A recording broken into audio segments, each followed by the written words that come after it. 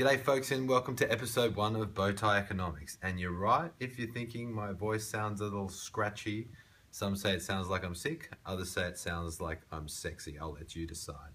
Today's topic on this, the day of the Queensland elections for 2015, is asset sales. We're going to put a bit of a Bowtie Economics overlay on top of that.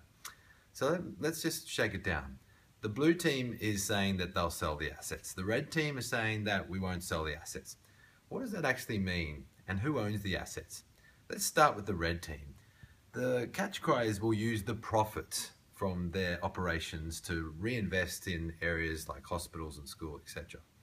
Okay, what do profits mean? In a business, you've got revenue and expenses.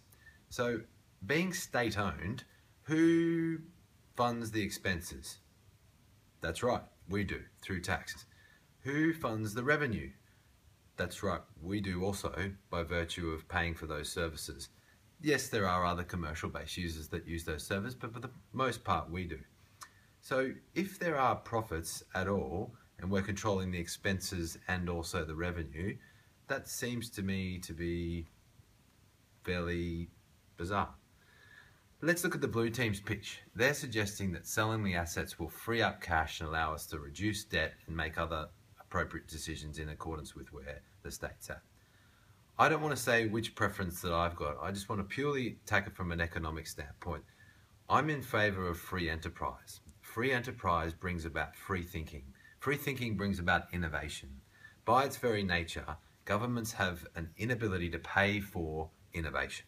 Why? Because you get the best minds in the game, they get the best salaries in the game because they're competing elsewhere, and then all of a sudden a story pops up in the Courier Mail that so-and-so is getting paid X. Outrage. All I know for sure is that innovation happens in an environment of free enterprise, and it doesn't happen in an environment where it's state-owned. It just simply can't by design. Now, am I suggesting there's a connection between how much money you get paid and the level of innovation? Potentially. What I am definitely saying is that innovation at its heart happens because of the spirit of human endeavor and for no other reason. People that are innovating innovate because they get fire in their belly associated with it. When you allow, on particularly those capital intensive projects, for free enterprise to be involved, the main argument at the moment was that's going to lead to an increase in price.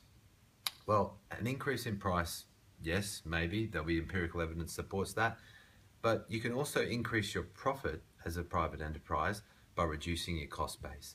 Now, I don't think anyone's going to argue that governments across all jurisdictions from the beginning of time haven't had the best record in terms of controlling costs. My argument here, in a sense, is that profits are a function of both expenses and revenue. If you allow private enterprise to have an opportunity to look at those expenses, you can bring them down very recently. Queensland has a perfect example of that in one of the larger infrastructure type states. In just a period of 4 years, a reduction in costs of close to 25% has occurred. Case in point.